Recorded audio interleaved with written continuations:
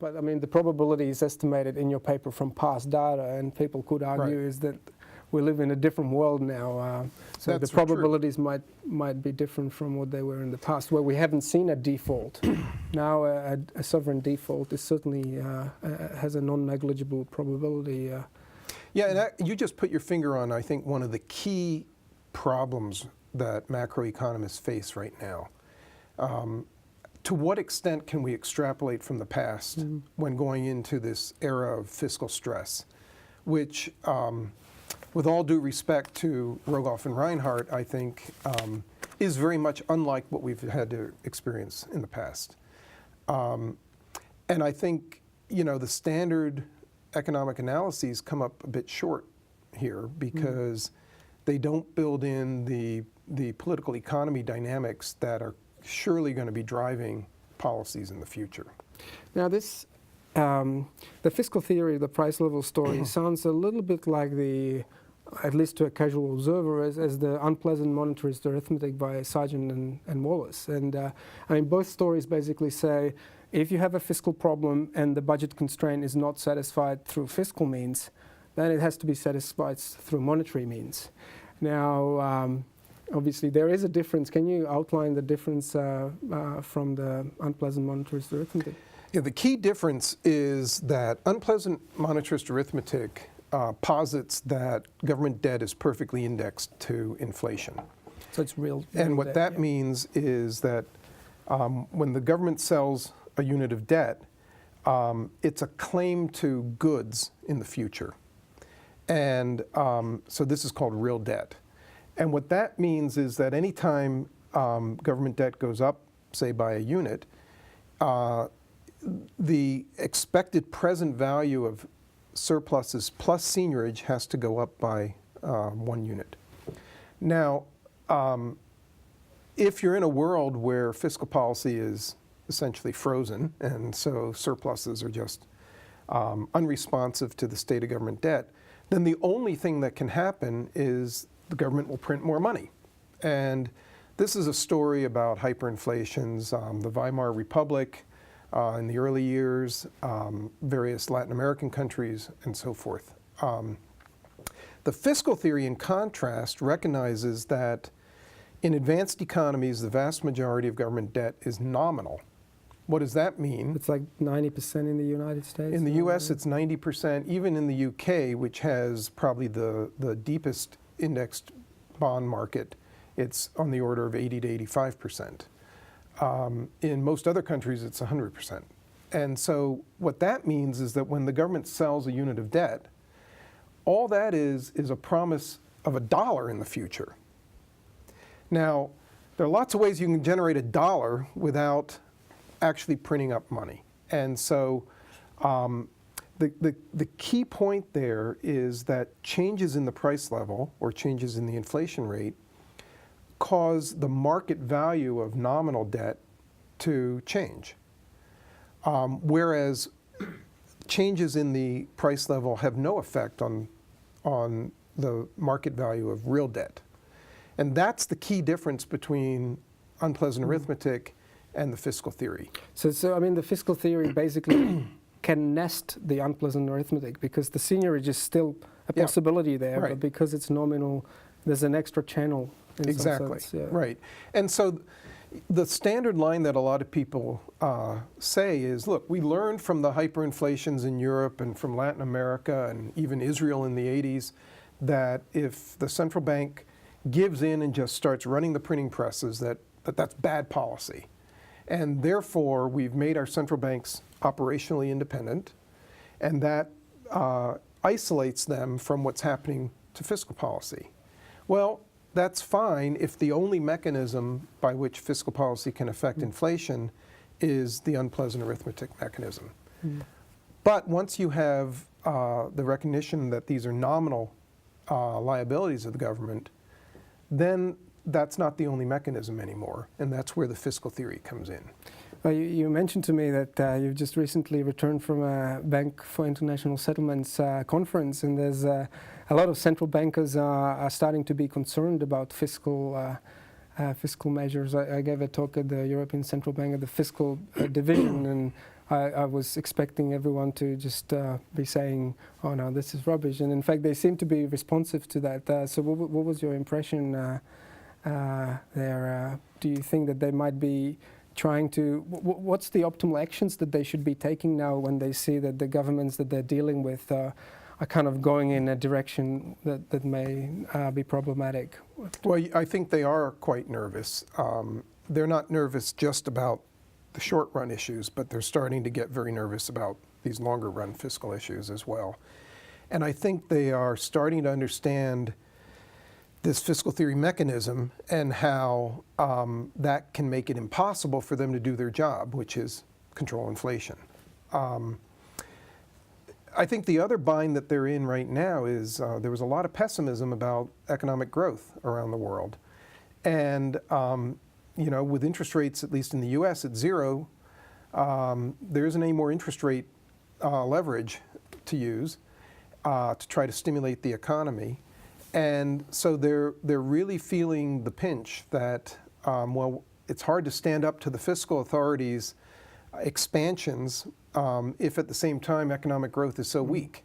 And so I think they're really at a loss about what to do. They recognize that without substantial fiscal reform, they're in a really tight bind.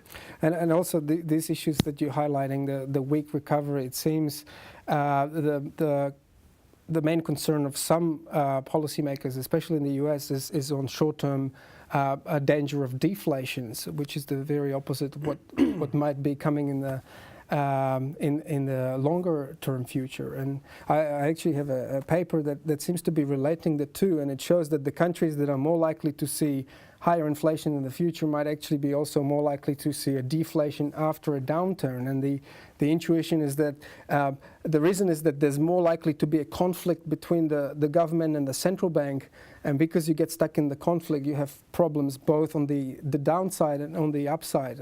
What do you think a deflation is potentially a possibility in the United States or other countries? And I think it's less of one than it was, say, 2 to 3 years ago. And if you, one of the interesting things about the literature on looking at these long-run fiscal issues is while the central bank can lose control of inflation, it doesn't lose it in some dramatic way. So we have some simulations where if you look over a 40-year horizon, inflation drifts away from target by only a couple of percentage points. But that's average inflation. And the mean is really masking what's going on. So I'm going to get back to your question about deflation, because what's going on here is the risk associated with inflation becomes very asymmetric. So in these simulations that we've been looking at, the distribution of inflation has very fat tails. So there's a small probability of pretty high inflation, not hyperinflation, but 40, 50% inflation. And so what that's saying is the way to try to look at the data is different than just looking at, say, means. So the standard way that people look at, is there evidence of future inflation in the data as they look at long-term interest rates. But that's really looking at what the expectation of inflation is. It's not looking at the distribution of inflation. If you look at options data, and you back out from the options data what the expected inflation distribution is, what you see is that there was quite a bit of probability mass in the US on deflation. That has now shifted. And while they're still not putting lots of probability on high inflation, it's definitely the case that markets are less worried about deflation now than they used to be, if you look at the options data. So that's what makes it really difficult to see in the data. But the implication is that the higher, under active fiscal policies, there would be a higher variability in inflation. And obviously then it would mean that potentially we might be more likely to experience the deflation when we're on the downswing. Well, yeah, except that if you're then building in these demographics, where that push it in the opposite these direction. promised transfers are growing relentlessly, then that pushes all the risk sort of onto the high inflation side rather than the low inflation side. So this is also distinguishing it from the monetary arithmetic, in the sense that the arithmetic would really predict a relatively high average level of deflation, whereas the fiscal theory is kind of about the second moment more than about the first moment. That's exactly right. So you can be in a fiscal theory equilibrium with any average inflation rate. It could be zero, it could be negative. But it would still be that fiscal policy is driving inflation. So it's a fairly subtle problem, subtle kind of equilibrium, and how you look at the data is very different than in, say, an unpleasant arithmetic world. So now, I mean, some people have used the current actions in terms of lots of quantitative easing we've seen in the United States and Europe, and they would say, well, you see the central bank's printing money, and this is a vindication of both Sargent and Waller's as well as the fiscal theory. So maybe if you can first say, are they really printing money, or is it kind of a little bit more subtle than that? And also what you've just said means that it may or may not be a kind of feature of the fiscal theory. Right. Well, first of all, central banks always print money. The normal situation is that the central bank's liabilities, which are bank reserves, are very short run, and then they normally keep very short-term assets, short-term government bonds, as on the other side of the balance sheet. What quantitative easing has done, it's had sort of two different components to it. One is they've gone out and bought long-term government bonds. And so they're trying to tilt the yield curve, pushing down long-term interest rates. There's a precedent for this in the U.S. back in the 50s, I think it was, the Operation Twist. So they're printing money to buy those long-term bonds, but they would print money to buy short-term bonds too. So in that sense, it's another red herring. There are lots of red herrings out there. It's another red herring to say, oh gosh, this is terrible stuff. Now, the one point, though, is that now what we're seeing is that the maturity structure of their liabilities and their assets are not matched up right. What does that imply? Well, if you have a lot of long-term assets, those long-term assets are going to be riskier. And so central bank balance sheets have become riskier, which I think is the real key issue here. They also became riskier when they went out and bought a bunch of private assets that were toxic and so forth.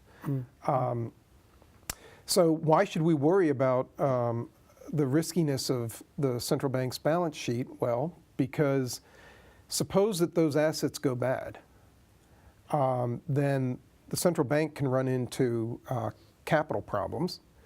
And why does that matter? Well, because now it becomes fiscal policy that has to step in and recapitalize the central bank. So what I think is really becoming clear, and this is true among the central bankers that I've talked to, is they're recognizing that these quantitative easing actions were really fiscal actions. And their effectiveness relies completely on the fiscal backing that in most countries is only implicit rather than explicit.